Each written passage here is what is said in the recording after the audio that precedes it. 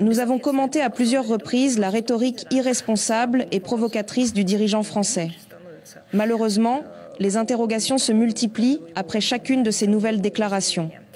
Il est caractéristique que Macron lui-même explique cette rhétorique par le désir de créer une certaine incertitude stratégique pour la Russie. Nous sommes désolés de le décevoir. Pour nous, la situation semble plus que certaine. Nous nous sommes décidés il y a longtemps. Si les Français apparaissent dans la zone de conflit, ils deviendront inévitablement des cibles pour les forces armées russes. Il me semble que Paris en a déjà la preuve.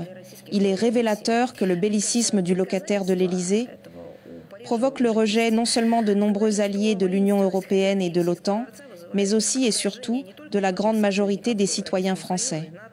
Tout d'abord, ils sont, à mon avis, eux-mêmes victimes de cette incertitude stratégique de Macron. Ils ne comprennent pas eux-mêmes ces déclarations.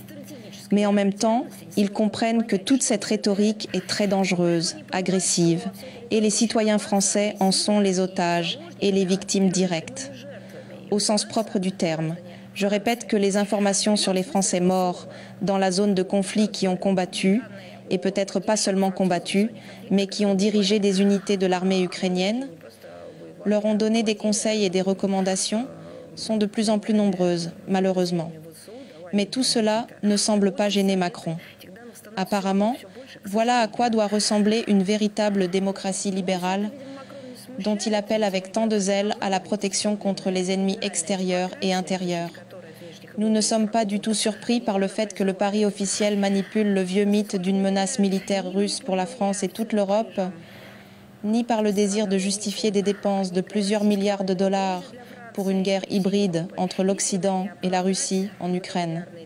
D'ailleurs, je voudrais rappeler les réalités historiques. Les troupes françaises se sont retrouvées sur le territoire de notre pays parce qu'elles croyaient qu'il fallait la vaincre, la conquérir, s'en emparer. Les troupes russes se sont retrouvées sur le territoire français lorsqu'elles ont décidé de chasser les agresseurs et les envahisseurs jusqu'à la porte de leur maison par sûreté. Mais dans cette rhétorique très bizarre, Macron n'est ni seul, ni, malheureusement, original. Les citoyens français et les citoyens d'autres pays, et en général tous ceux qui suivent les discours de Macron, ont de la peine à comprendre d'où vient cette légèreté, cette imprudence, avec laquelle les élites politiques françaises, au profit des anglo-saxons, abandonnent les traditions de leur souveraineté militaire, politique et même intellectuelle qu'ils avaient auparavant. Il y a eu des pages diverses dans l'histoire de France, parfois honteuses, mais aussi grandes.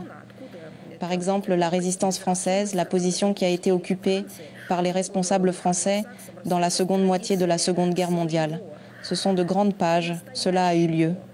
C'est ce sur quoi il faut se concentrer, et pas sur des pages vraiment honteuses de l'histoire française, qui ont eu lieu aussi, et que nous n'avons pas oublié non plus. Le fait est que ce problème a aussi un côté purement pragmatique, pas seulement moral et éthique ou historique. En effet, des déclarations semblables et les mesures qui suivent ces déclarations détruisent non seulement la sécurité européenne, qui est déjà détruite, mais aussi celle de la France.